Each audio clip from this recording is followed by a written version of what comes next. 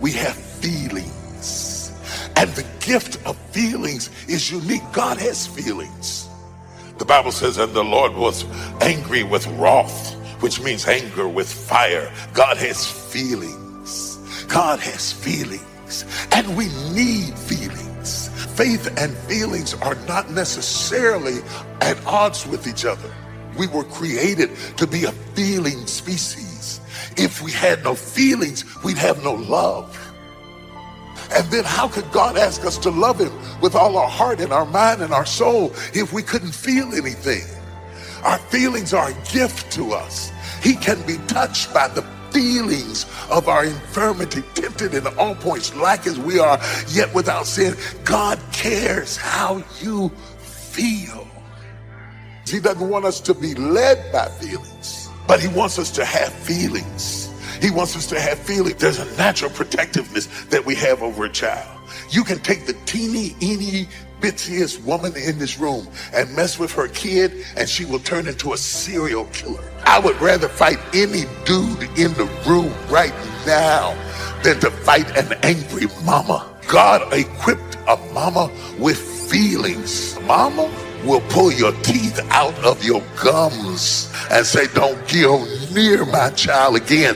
God gives us those feelings and those instincts so that we might be protective, and so that we might be corrective, and so that we might have empathy. These feelings cause children to feel loved and to feel safe and to feel nurtured. But those feelings, as many wonderful things as they do, can also do negative things. We can get hurt in our feelings. We can get disappointed in our feelings. We can be forsaken in our feelings. We can get bruised in our feelings. We can be rejected in our feelings and not even show anybody. If you break your leg, you can see a broken leg. You can't see a feeling. If you break your arm, you can see a broken arm. A broken heart cannot be seen. And it is impossible to treat. There is no prescription for a broken heart.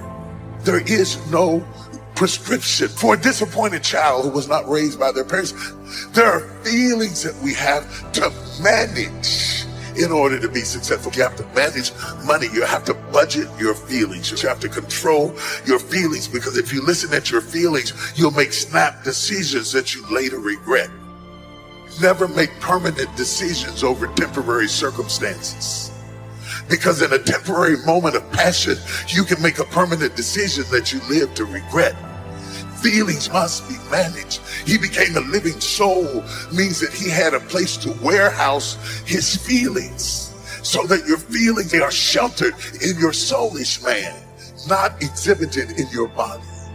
And so if you are wounded in your feelings, you can hide it, and nobody can see it, and nobody can know it, and you can smile and say, good morning. And nobody's ever the wiser to the fact that you have a broken heart, that you have a broken marriage, that you wonder why your mother didn't raise you, or why she treated your sister better than she treated you. Most people go, I ain't finna try that. What got me to this position is I went ahead on and tried it. I didn't even have the ability, and I still have struggled. I'm holding, but I ain't holding by myself. See, you keep going to church and you keep memorizing these scriptures, but you got to put them to application. Why you keep bringing up the failure? You can have a life. What I don't do is I don't put myself in Bible verses that ain't got nothing to do with me. Some of y'all always want to plug yourself into all the scriptures. Some of them scriptures is for people that don't do certain things. Then this is the result. You ain't got to plug yourself in there. The poor will always be with you. It don't say the poor will always be with you, Steve. Why am I putting myself in that Bible verse? He talking about if you don't believe in your heart and don't doubt. He talking about if you have faith without works is dead. Don't put yourself in there. But if you want to justify why you poor, then you whoops that one out. But wherever you live, get plugged into a good Bible-based church. Here's the key. Don't compare that church to this church. Your pastor may not be as good looking as me. I don't know why I say that, but that's okay. The blessing is in the obedience of assembling together. It goes on to say, as the matter of some is. That means some used to be plugged in. Some used to make God a priority. They used to be faithful, giving, serving, attending, but they got distracted. They got busy. What they're really saying is, I can fly solo. I can do life on my own. The problem with not having a community of faith is you get out from under protection. When you're with a body of believers, you not only have people watching over you, but God covers you. He puts a hedge of protection that will make it more difficult to get off course. A man I know, he and his family, when I was growing up, they were some of our main leaders here at Lakewood, really great people, and I was friends with his children. But he got distracted. He decided he didn't need a community of faith. He's going to fly solo. He's going to live isolated. Nobody to watch after him. He ended up losing his marriage. He turned to alcohol. He went way downhill, and now none of his children will have anything to do with him. I thought about how different his life would be if he would have just stayed connected. If he would have continued that commitment to make God a priority, being here each week, serving with others. When you're in the house of the Lord, there is a protection that God puts on you. There are battles that you won't have to fight, temptations you won't have to deal with, struggles you won't have to go through because you're connected, you're plugged in, you're honoring God. I can't think of a better gift to give your children than to raise them in the house of the Lord. Some people won't understand, why are you getting up early on your day off to not just go to church? You go early to serve. You stay late to help others. What's wrong with you? They don't realize that's not only refueling you, but the scripture says when you're planted in the house of the Lord, you will flourish. When you're plugged in, faithful, you make being at God's house a priority, there is a blessing on your life that will cause you to bloom, to blossom, to flourish. You will reach levels that you could not reach on your own. David said, I love your sanctuary, the place where your glory shines. You know what's happening right now? God's glory is shining down on you. His favor, His strength, His healing, His encouragement. Your week will go better because you're covered with the glory of God. That good break you had recently, that client that called and placed an unexpected order, that car that swerved just at the last minute and barely missed you, wasn't a lucky break. That was the blessing that comes from being planted in the house of the Lord. That's God's glory shining down, covering you, favoring you, protecting you, keeping you safe. But today, there are so many distractions. Good things can keep us from God's best. Well, Joel, I've got soccer today, or I've got some errands to run. I've got a busy week. I'm going to stay home and rest. All good things.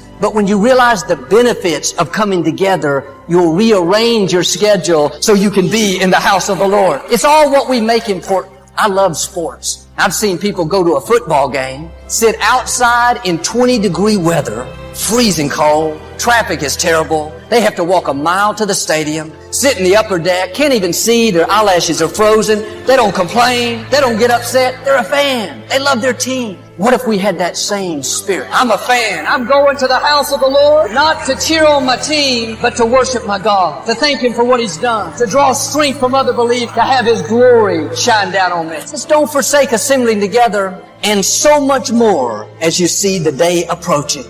It's saying, be sure you come together, but as the times start getting darker, there's more trouble, more calamity, then make especially sure that you come together. We are living in a day where almost every week there's an incredible tragedy. School shootings, people driving buses into innocent people, viruses that are hard to contain, flooding, earthquakes. If there was ever a day we should come together, not out of fear, but to draw strength and encouragement from each other, it would be today.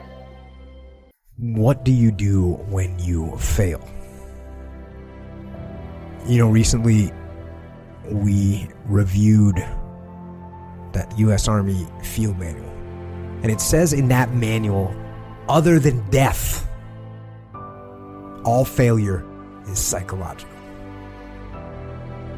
Other than death, all failure is psychological. Think about that. Just think about that. This failure, this upset, this catastrophe.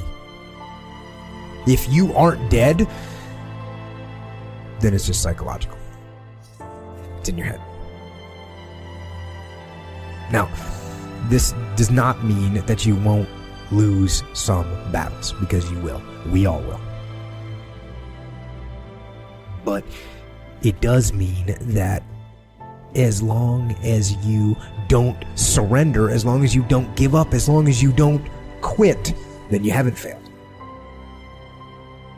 It just means you've made a temporary tactical retreat. It means you've made a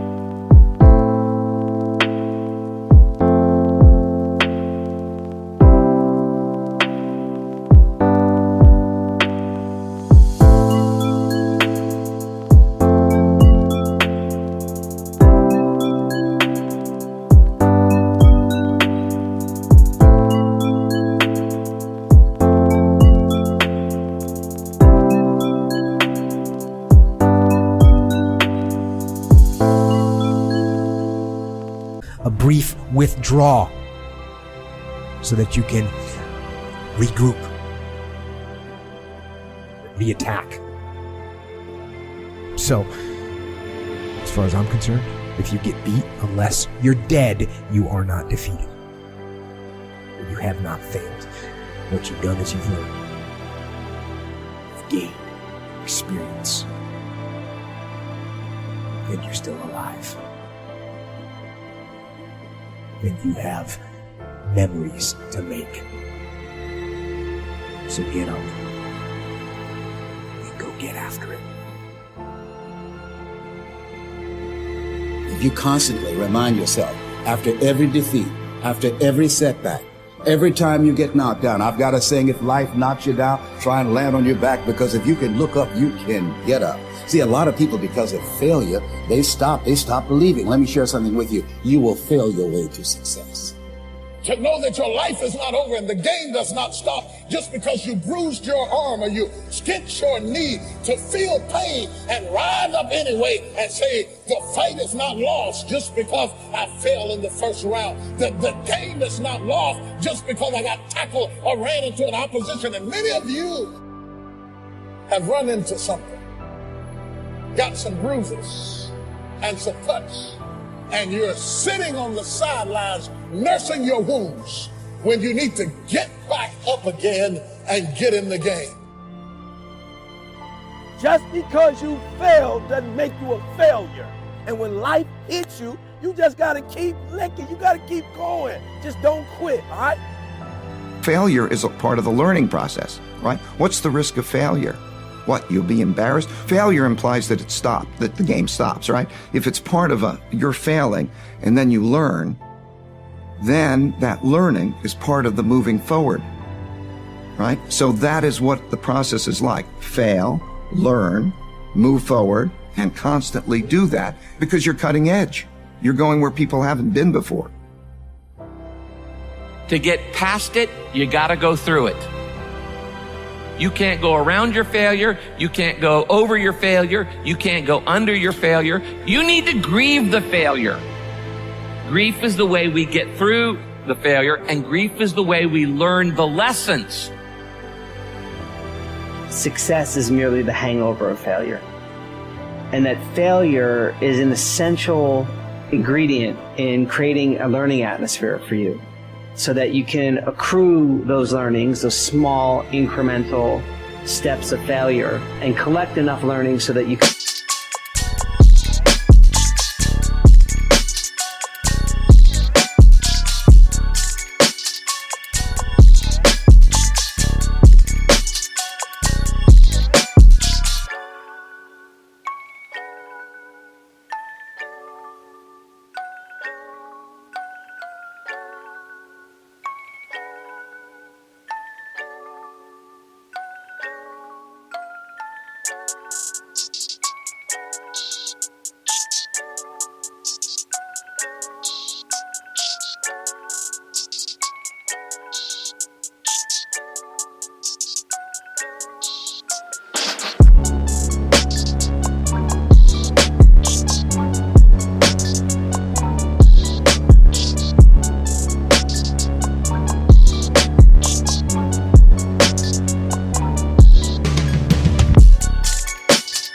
can arrive at success. You're going to fail. And that's okay, because you know what? You know down deep inside of all of you, that's how you learn. The person who's standing at the end with their hand raised isn't the person with all the genetics. It isn't the person with the most potential. It's the person that has the greatest perseverance, that's always willing to get up. The difference between a champion and a loser is that they both fail. Is that the loser allows the failure to stand for life. With a champion, even though he gets knocked on his ass, finds the fortitude to stand back up, reface that endeavor until it becomes his favorite, until he wins. That's the difference. Champions get back up and do it again. If you win success right off the bat, you don't learn anything. Your real truth in learning is a failure. And when you go after an endeavor and you fall on your ass and you fail, and then you get back up and you reface it, and then you become successful, that's a sweet victory right there. So all these things in life, even the failures, create who you are today. So therefore you can apply what you've learned in the past to make the best judgment in the future course of action. And it doesn't matter if you win or lose it. It really doesn't. It just matters if you apply and you go for it, When you go out there and you try it yourself, and you fall flat in your face, that's where you learn it the most. Because the next time when you fall, you learn to catch yourself. And that's the lesson you never forget. We all get knocked down in every aspect of life. Life will knock us down, but we can choose, matter or not, to get back up.